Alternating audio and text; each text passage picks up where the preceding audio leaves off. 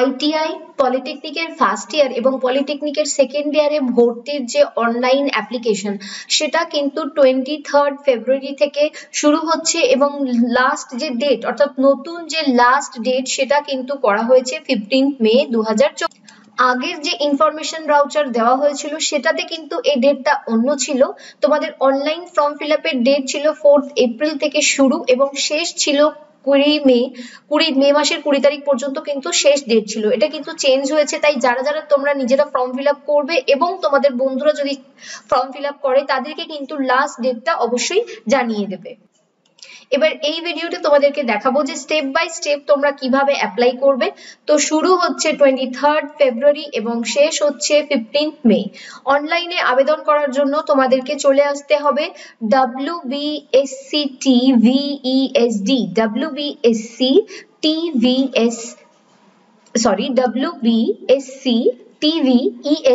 তো এই অফিসিয়াল ওয়েবসাইটে আসবে এবং এখানে দেখতে পাচ্ছ admission in polytechnic and ITI for the session 2024-25। তো এখানে ক্লিক হিয়ার এই অপশনে তোমরা ক্লিক করবে।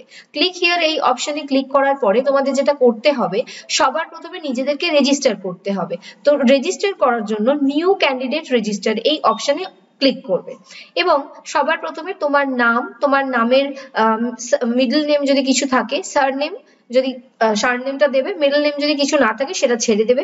তারপর তোমার বাবার নাম, মার নাম, ডেট অফ বার্থটা কিভাবে দেবে, সবার প্রথমে দেবে ডেট, তারপরে দেবে মান্থ, তারপরে দেবে ইয়ার এবং তোমার আধার কার্ডের নাম্বার দিতে হবে, মোবাইল নাম্বার, ইমেল আইডি। একটা জিনিস মাথায় রাখবে যে মোবাইল নাম্বার এবং ইমেল আইডি এগুলো কিন্তু পার্মানেন্ট দেবে থ্রু আউট দ্য প্রসেস, অর্থাৎ এই ভর্তি চলাকালীন যে পুরো প্রসেস এটাতে কিন্তু এই একটাই তোমাদের মোবাইল নাম্বার থাকতে হবে, এটা কিন্তু চেঞ্জ করা যাবে না। এরপর তোমাদের জেন্ডার এবং এখানে এই যে ক্যাপচারটা দেওয়া আছে অর্থাৎ যে নাম্বারটা দেওয়া আছে সেটা এখানে তোমাদেরকে লিখতে হবে।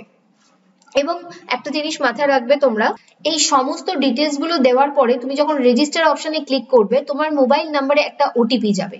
দেখো এখানে after successfully validation through OTP, তো তোমার ওটিপিটা যখন ভ্যালিডেশন করা হচ্ছে your mobile number shall be treated as login ID, অর্থাৎ তোমরা যখন নেক্সট টাইম এখানে লগইন করবে তোমার যে মোবাইল নাম্বার সেটা হচ্ছে তোমার লগইন আইডি এবং তোমার যে ডেট অফ বার্থ সেটা হবে তোমার পাসওয়ার্ড। এটা ইনিশিয়ালি, অর্থাৎ তুমি যখন এখানে ক্লিক করবে দেখো এখানে অলরেডি রেজিস্টার্ড এই অপশনে যখন তোমরা আসছো এখানে তোমার রেজিস্টার্ড মোবাইল নাম্বার দিতে হবে এবং পাসওয়ার্ড মানে তোমার যে ডেট অফ বার্থ সেটা এবং এখানে যে নাম্বারটা দেওয়া থাকছে ক্যাপচারটা দেওয়া থাকছে সেটা দেওয়ার পরে এখানে তোমাকে লগইন করতে হবে। তো এই যে লগইনটা করবে এরপরে কিন্তু তোমরা তোমাদের পাসওয়ার্ডটা চেঞ্জ করে নিতে পারো বা এখানে যদিও চেঞ্জ করে নিতে বলা হচ্ছে সিকিউরিটি পারপাসের জন্য, বাট ইনিশিয়ালি তোমার যে রেজিস্ট্রেশন নাম্বার হচ্ছে তোমার মোবাইল নাম্বার এবং তোমার যে ডেট অফ বার্থ সেটা হচ্ছে তোমার পাসওয়ার্ড। সো এখানে তোমাদের পার্সোনাল ডিটেলস গুলো দেওয়ার পরে তোমাদের ফোন নাম্বারে যে ওটিপিটা যাবে সেই ওটিপিটা তোমাদেরকে এখানে দিতে হবে। সেটা দেওয়ার পরে তোমাদেরকে ভ্যালিডেট অপশনে ক্লিক করতে হবে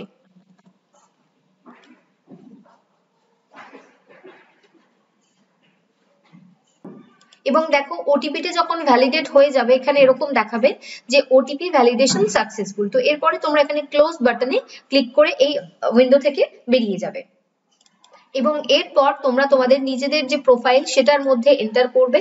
সেটার জন্য ক্লিক হিয়ার এবং নিচের দিকে চলে আসবে অলরেডি রেজিস্টার্ড এই অপশনে ক্লিক করবে। এখানে তোমার নিজের রেজিস্টার্ড মোবাইল নাম্বার এবং পাসওয়ার্ড অর্থাৎ তোমার ডেট অফ বার্থ এবং এই ক্যাপচারটা দেবে দিয়ে লগইন করবে।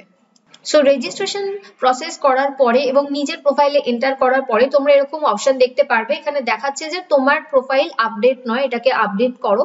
তো যারা যারা আইটিআই এর জন্য অ্যাপ্লাই করতে চাইছো সেক্ষেত্রে তারা এই অপশনে ই গ্রুপ বা এম গ্রুপে, পলিটেকনিকের সেকেন্ড ইয়ার অর্থাৎ ভোকলেটের জন্য এখানে এবং পলিটেকনিকের ফার্স্ট ইয়ারের জন্য এই অপশনগুলো তোমাদেরকে ফিল করতে হবে। স্টেপ বাই স্টেপ তুমি যখন সমস্ত ডিটেলস গুলো ফিল করবে সেখানে দেখো এখন সবকটা পেন্ডিং দেখাচ্ছে, application status, payment status, document status, verification status সমস্তটাই পেন্ডিং দেখাচ্ছে।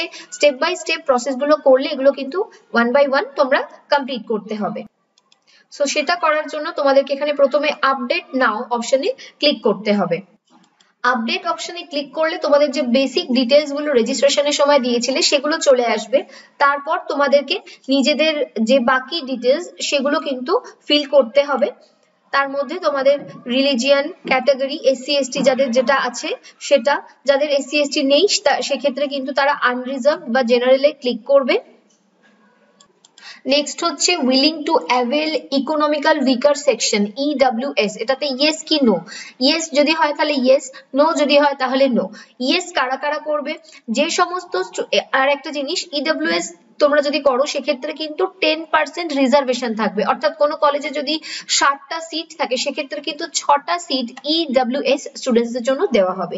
তো ইডব্লিউএস এ কারা অ্যাপ্লাই করতে পারবে, প্রথম ক্রাইটেরিয়া হচ্ছে যে সমস্ত স্টুডেন্টসদের এসসি এসটি বা ওবিসির আন্ডারে পড়ো না তারা, এবং তোমার ফ্যামিলির গ্রস ইনকাম কিন্তু 8 লাখ টাকার থেকে কম হতে হবে। সেটা তোমাদের বিজনেস হতে পারে, প্রফেশন হতে পারে, এগ্রিকালচার বা স্যালারি, যে কোনো ভাবে সোর্স অফ ইনকাম হতে পারে। তো সেটা যদি অ্যানুয়াল 8 লাখ টাকার থেকে কম হয় তখন তোমরা ইডব্লিউএস অর্থাৎ ইকোনমিক্যালি উইকার সেকশনের আন্ডারে এই ফর্মটা ফিল করতে পারবে। এছাড়াও দেখো অপশন সি তে কিছু মানে রেস্ট্রিকশনস দেওয়া হয়েছে, তো এইগুলো তোমরা যদি না তোমাদের থাকে, অর্থাৎ 5 acre agricultural land and above, অর্থাৎ তোমাদের যেন 5 একর জমি না থাকে বা তার বেশি, এবং residential flat 1000 square feet and above, residential plot 100 square feet yards and above in notified municipalities, এবং তোমাদের যদি 200 square yards এর residential plot না থাকে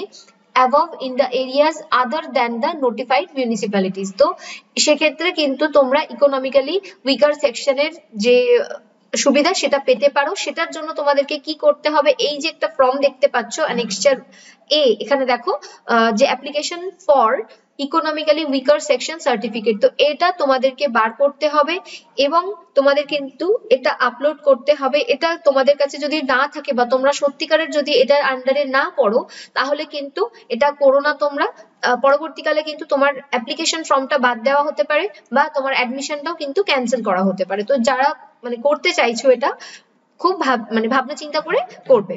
এরপর হচ্ছে ফিজিক্যালি চ্যালেঞ্জ ইয়েস কি নো, এবং হচ্ছে তোমার জেন্ডার ম্যারিড কি ম্যারিড না, এনরোলার আন্ডার কন্যাশ্রী, তো যারা যারা কন্যাশ্রীতে এনরোলড আছো তারা তারা ইয়েস করে দেবে, যাদের নেই তারা নো করবে। এবং একটা জিনিস মাথায় রাখবে, ক্লিয়ারলি কিন্তু বলে দেওয়া আছে যে কোনো রকম কোনো ডিটেলসে যদি ভুল করো সেটা কিন্তু পরবর্তীকালে ঠিক করা যাবে না। তাই সকলকে বলবো শান্ত মাথায় কোনো রকম ভুল ভ্রান্তি ছাড়া কিন্তু এই ফর্মটা তোমাদেরকে ফিল আপ করতে হবে। এবং এখানে অ্যাড্রেসে তোমার ভিলেজ বা পাড়ার নাম এবং তোমার রাজ্যের নাম, police station, post office, pin code এই সমস্ত দেবে। এবং এখানে একটা দেখো অপশন আছে উইলিং টু অ্যাভেল ভোকেশনাল বা পিবিএসএসডি কোটা, কিন্তু এটা শুধুমাত্র applicable for ITI admission only, অর্থাৎ যে সমস্ত স্টুডেন্টসরা জেক্সপো বা ভোকলেটে আবেদন করছো তাদের জন্য নয়, এটা শুধুমাত্র আইটিআই দের জন্য, তো সেটা তোমরা নো করে রাখবে। এবং ইন কেস অফ ডাবল বা ডুপ্লিকেট পেমেন্ট রিফান্ড অপশন, তো সেক্ষেত্রে যদি কোনো স্টুডেন্টের ডাবল পেমেন্ট হয় তো সেক্ষেত্রে তোমার যে দুবার টাকাটা কাটা হচ্ছে সেই যে টাকাটা কোথায় ফেরত দেওয়া হবে, to the same account from where the money is deducted নাকি into the following account specified here. তো যে সমস্ত স্টুডেন্টসরা নিজেদের বাড়ির কারোর মেম্বারের থেকে বা ফ্যামিলির কোনো মেম্বারের থেকে করছো সেক্ষেত্রে two the same account deducted মানে যেখান থেকে তোমাদের টাকাটা কাটা হচ্ছে সেটা। কিন্তু যদি কোনো স্টুডেন্ট ধরে নাও তোমরা কোনো সাইবার ক্যাফেতে গিয়ে করছো বা সেখানে গিয়ে করছো, সেক্ষেত্রে তোমরা যদি এই যে টু দ্য সেম অ্যাকাউন্ট করো তাহলে কিন্তু ওনাদের অ্যাকাউন্টে তোমার যে টাকাটা দুবার যদি কাটা হয় সেটা ফেরত যাবে। তো সেক্ষেত্রে কিন্তু into the following account specified here এই অপশনটাতে তোমরা ক্লিক করবে এবং এখানে তোমরা কোন অ্যাকাউন্টে টাকাটা ফেরত চাইছো এটা ইন কেস এটা কিন্তু অবশ্যই দিয়ে দেবে, কারণ এরকম আগের বারে হয়েছিল যে বহু স্টুডেন্টের কিন্তু প্রথমবার পেমেন্ট করেছিল সেক্ষেত্রে তাদের পেমেন্টের মানে টাকা কেটে নিয়েছিল কিন্তু পেমেন্ট হয়নি এবং নেক্সট প্রসিড হচ্ছিল না, সেক্ষেত্রে তাদেরকে আবার পেমেন্ট করতে হয়েছিল এবং সেই পেমেন্টের টাকা কিন্তু এখনো পর্যন্ত ফেরত দেওয়া হয়নি।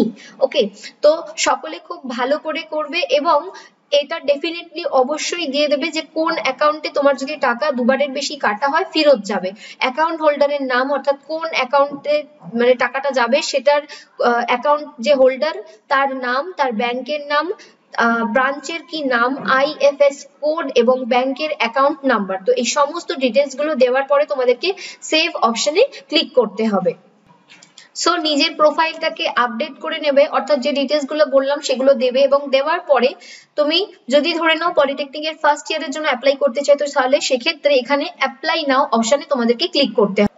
এরপর তোমাদের কাছে এরকম একটা পেজ খুলে যাবে, যেখানে কি করতে হবে, তোমাকে স্কুল নেম অফ মাধ্যমিক অর ক্লাস 10 ইকুইভ্যালেন্ট বোর্ড, অর্থাৎ তুমি যে স্কুল থেকে মাধ্যমিক দিয়েছো সেই স্কুলের নাম, তোমার যে স্কুল থেকে তুমি মাধ্যমিক দিয়েছো সেটা কোন রাজ্যে অবস্থিত, যে রাজ্যের বিদ্যালয় থেকে মাধ্যমিক বা দশম শ্রেণীর পরীক্ষা দিয়েছো সেটার এখানে নাম দিতে হবে। এরপর হচ্ছে তোমাদের বোর্ড কি, অর্থাৎ যেখান থেকে তুমি মাধ্যমিক পরীক্ষা দিচ্ছ সে মাধ্যমিক পরীক্ষার তোমার বোর্ড। এরপর হচ্ছে টোটাল মার্কস, অর্থাৎ টোটাল কত নম্বরে পরীক্ষা হয়েছে, এবং এরপর হচ্ছে তোমার এখানে মাধ্যমিক বা দশম শ্রেণীর সমতুল্য বোর্ডের পরীক্ষার প্রাপ্ত নম্বর, অর্থাৎ তুমি টোটাল এখানে কত পেয়েছো।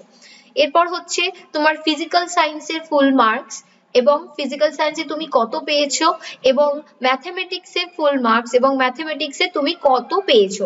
এখানে দেখো তোমাদের ফিজিক্যাল সায়েন্স এবং ম্যাথমেটিক্সের যে নাম্বারটা নেওয়া হচ্ছে, কেন নেওয়া হচ্ছে, তো সবার প্রথমে তোমাদেরকে যেটা দেখা হবে টোটালটা দেখা হবে, এবং টোটালের মধ্যেও ফিজিক্যাল সায়েন্স এবং ম্যাথসের নাম্বারটা কিন্তু খুব গুরুত্বপূর্ণ, এটাও কিন্তু দেখা হবে। তো সেই জন্য ফিজিক্স এবং ম্যাথসের নাম্বারটা তোমাদের থেকে নিয়ে নেওয়া হচ্ছে।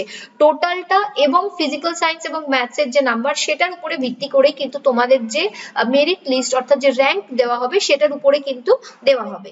এরপর হচ্ছে তুমি ল্যান্ড লুজার কোটার জন্য ইয়েস কি না, টিউশন ফি ওয়েভারের জন্য ইয়েস কি নো, এবং ওয়ার্ড অফ এক্স সার্ভিসম্যান সেটার জন্য ইয়েস কি নো।